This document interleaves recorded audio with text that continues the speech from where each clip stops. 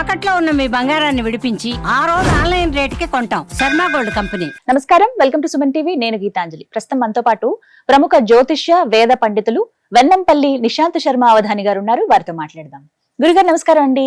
మహాదేవతల్ని. గురుగారు, జూలై 21వ తారీఖు కామిక ఏకాదశి అని అంటున్నారు. ఈ ఏకాదశి ప్రత్యేకత అంటే అన్ని ఏకాదశుల్లాగానే వీటికి కూడా అంటే ఈ రోజును కూడా ప్రత్యేకంగా ఏకాదశి వ్రతం ఆచరించవచ్చా? ఎటువంటి అంటే ఆహారాలు ప్రత్యేకించి ఏకాదశి అంటే ఖచ్చితంగా అన్నం అయితే తీసుకోకూడదు, కానీ కొన్ని పదార్థాలు కొన్ని ఏకాదశులు ఖచ్చితంగా తీసుకోవాలని చెప్తుంటారు. అలా ఏమైనా ఉందా మరి ఈ రోజున విశేషం? సంతోషంగా తల్లి. వాస్తవానికి ఏంటి అని అంటే తొలి ఈ ఏకాదశి ఎలా అయితే ఉందో నెక్స్ట్ వచ్చేది కామిక ఏకాదశి. తొలి ఏకాదశి తర్వాత వచ్చేటువంటిది కామిక ఏకాదశి. పౌర్ణమి తర్వాత వస్తుంది, అమావాస్యకు ముందుగా వస్తుంది. అవునండి. మనకు మొత్తం సంవత్సరానికి 24 ఏకాదశిలు వస్తాయి, నెలకు 2 చొప్పున. అవును. ప్రతి ఒక్క ఏకాదశి ఒక్కొక్కటి ఒక్కొక్క రకమైన విశిష్టత. కాకపోతే ఏకాదశిలన్నీ విష్ణుమూర్తికి సంబంధించింది. విష్ణుమూర్తికి సంబంధించింది. అందులో కామిక ఏకాదశి అనేటువంటి అత్యంత అమోఘమైనటువంటి ఏకాదశి. చాలా మంది స్త్రీలు నా భర్త తాగుడికి బానిస అవుతున్నారు, లేకపోతే చెడు వ్యసనాలకు గురవుతున్నారు, ఇంకొంతమందికి జాతకాలలో దీర్ఘ సుమంగళి యోగ్యత లేదు అని అలా బాధపడుతూ ఉంటూ ఉంటారు. వారికి గొప్ప అవకాశము తల్లి ఇది. దీని గురించి ఒకసారి మీరు గూగుల్లో వీటిలను టైప్ చేయండి, లేకపోతే తెలిసిన ఏ బ్రాహ్మణైనా అడగండి. కామిక ఏకాదశి వ్రత కథను మా ఇంట్లో ఆచరిస్తున్నామయ్యా, వచ్చి చేయమంటే వచ్చి చేసేటి వాళ్ళు చాలా మంది ఉన్నారు. మరి ఎలా చేయాలి గురువుగారు? మా వాస్తవానికి ఏంటంటే మొదలుగా దీన్ని ఆచరించేటప్పుడు విష్ణుమూర్తి ఆరాధన అనేది చాలా ముఖ్యమైనది. దాంతో పాటు లక్ష్మీతో పాటు గౌరీని స్థాపించాలి ఇంట్లో. మనకు గౌరీ పూజ ఇప్పటి నుంచి ప్రారంభమవుతుంది. ఇప్పటి నుంచి అమావాస్య వరకు ఉంటది, ఆషాఢ అమావాస్య వరకు. విన్నారా?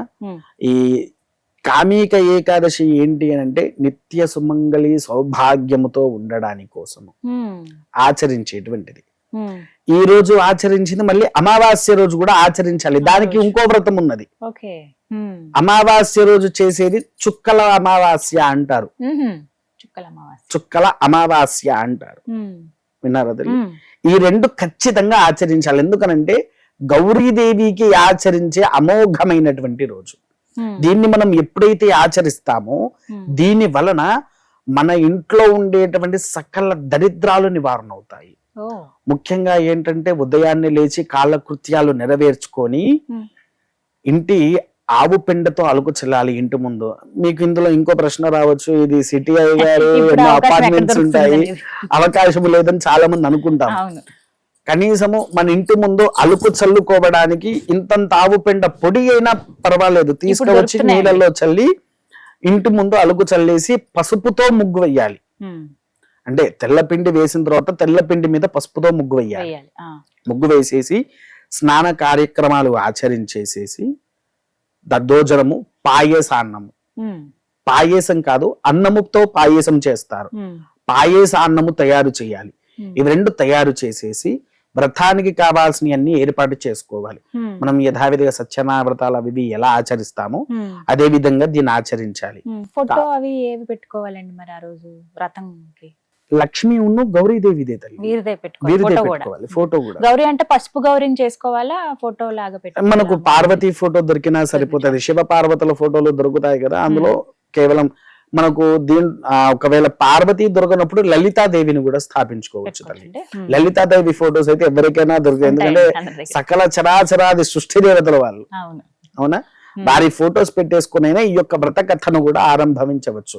ఇంకొకటి ఏంటంటే ఎంతో మంది పిల్లల విషయంలో బాధపడుతూ ఉంటారు. పిల్లలు, భర్త సక్రమమైనటువంటి దారిలో ఉండేటువంటి గొప్ప వ్రతమే మనకి కామిక ఏకాదశి నుంచి ప్రారంభమవుతుంది. ఇదేంటి అని అంటమ్మా, వాస్తవానికి మన తెలంగాణలో, ఆంధ్రాలో ఎక్కువగా ఆచరిస్తారు.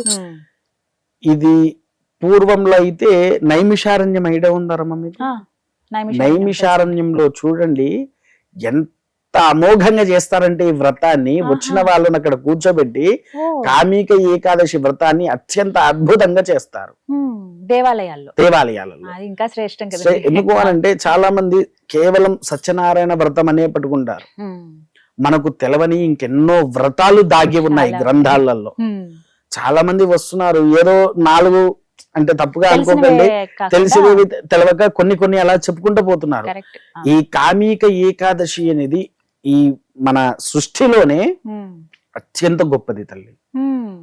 ఈ ఏకాదశి ఆచరించవచ్చు, ప్రతి ఒక్కరు ఆచరించాలి తల్లి. వివాహమైన స్త్రీ ఎవరైనా ఆచరించాలి. వివాహమైన స్త్రీ ఎవరైనా ఆచరించాల్సిందే. ఎందుకనంటే మన ఇంటి యజమాని బాగుండాలి. ఇంటి యజమాని బాగుంటే ఒక రాజ్యంలో రాజు బాగుంటేనే అంతా బాగుంటది తల్లి. అదే ఇంటి యజమాని బాగలేకపోతే ఇబ్బందులేగా. ఇంట్లో ప్రతి ఒక్కరు నానా కష్టాలు అనుభవిస్తూ ఉంటాం. అవునా కాదా? మరి ఏం చదవాలి? మంత్రాలు, శ్లోకాలు ఇట్లా? దీనికి కేవలం వ్రత కథ ఉంటది తల్లి. కథ ఉంటది. మీకు బ్రాహ్మణులతో అక్కడ కూర్చోబెట్టేసి మనకు పుస్తకం లాగా దొరుకుతుంది. పుస్తకం దొరుకుతుంది తల్లి. ఇంకా సంతోషం. పుస్తకం దొరుకుతుంది. లేకపోతే మీకు PDF కావాలి అని అంటే నేను పంపిస్తా మీకు తర్వాత. అది PDF కూడా పంపించండి అందరికి చూపి. ఎందుకనంటే ఈ వ్రతం చాలా మందికి తెలియదు తల్లి. ఈ వ్రతాన్ని మీరు ఎప్పుడైతే 10 మందికి తెలుస్తుందో, ఎంతో మంది భర్తలతో అవస్థలు పడే భార్యలు, అంటే తాగుడికి బానిసైన వాళ్ళు కావచ్చు, లేకపోతే ఏదో ఎన్నో రకాలుగా వ్యసనాలకు గురైన వాళ్ళు ఉంటారు. ఆ వ్యసనాల్లో నుంచి మీరు బయటికి తీసుకువచ్చిన వారు అవుతారు. ఈ కామిక ఏకాదశికి ఉన్నటువంటి గొప్ప వరం ఏంటంటే, వివాహమైన స్త్రీ ఏ మూర్తి అయితే ఆచరిస్తారో, మీకు ఇందులో ఇంకో విషయం చెప్తా. దీనికి ఒక చిన్న కథ. పూర్వము విశాలమ్మ అనేటువంటి ఒక బ్రాహ్మణురాలు ఉండేది. ఆమె ఏంటి అని అంటే, ఇలానే మా చిన్న సాధారణమైన బ్రాహ్మణ స్త్రీ. ఆమె చిన్న వయసులోనే తల్లిదండ్రులు వివాహం చేశాక అనుకోకుండా తల్లిదండ్రులు అకాలంగా మరణం చెందారు. మరణించిన తర్వాత తన భర్తను తను పోషించుకుంటూ ఉండే క్రతువులో భర్త యొక్క కాలు చేతులు సంపూర్ణంగా పడిపోయాయి. బెడ్ మీద ఉండిపోయాడు. ఇంకా ఎలా అని చెప్పేసేసని అంతా చేస్తూ ఉంటే, అప్పుడు పార్వతీదేవి ప్రత్యక్షమయ్యి ఈ కామిక ఏకాదశి వ్రతం గురించి చెప్పింది.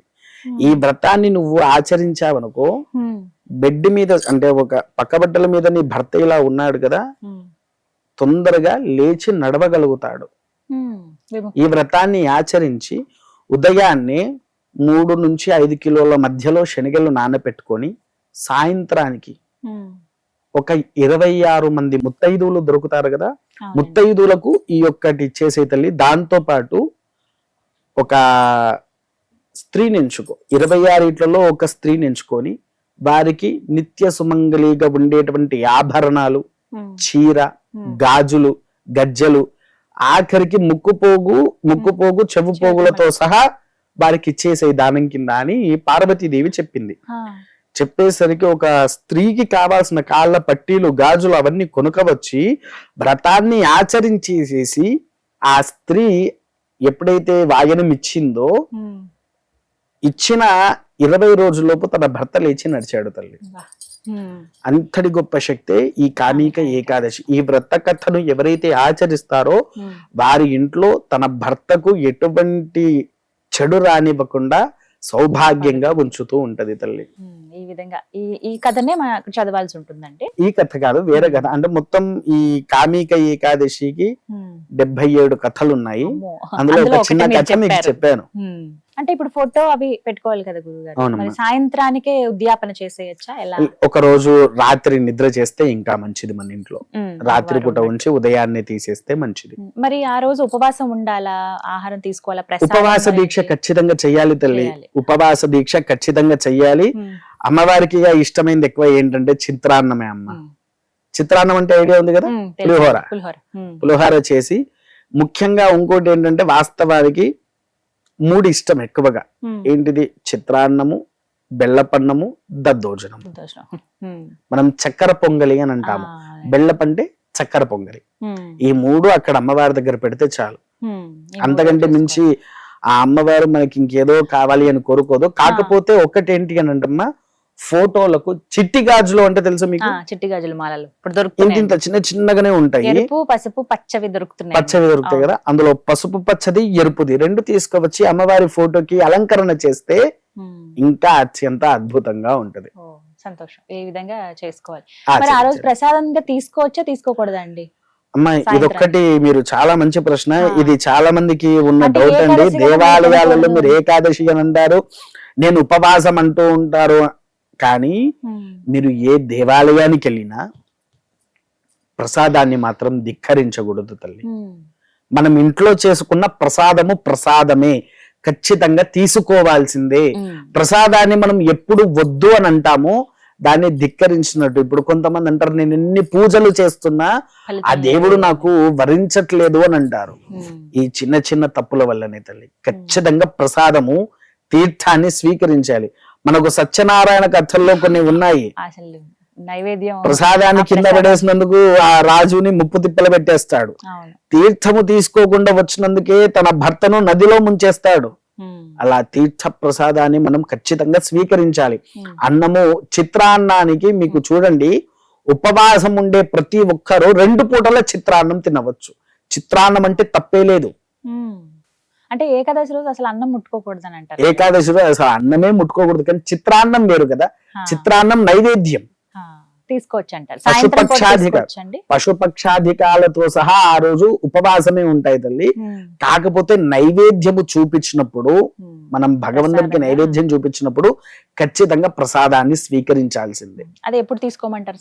సాయంకాలంలో పూర్తిగా అయిపోయి మీరు వాగనం ఇస్తారు కదా, ఆఖరి స్త్రీ వాగనం ఇచ్చినప్పుడే అయిపోయాకనే ఆ ఆఖరి స్త్రీ ఎవరైతే ఉన్నారో ఆ స్త్రీతోనే మనం ప్రసాదం తీసుకోవాలి. ఎందుకనంటే ఆమెనే లక్ష్మి కావచ్చు, గౌరీ కావచ్చు, ఎవరైనా కానీ. మొత్తం మీద తెలుసుకున్నాము. ఎవరైతే స్త్రీలు మరీ ముఖ్యంగా వివాహితులు ఎవరైతే ఉంటారో ఖచ్చితంగా ఆచరించవలసినటువంటి వ్రతం ఇది. అవునమ్మా. ధన్యవాదాలు గురుగారు. నమస్కారం. మహాదేవ.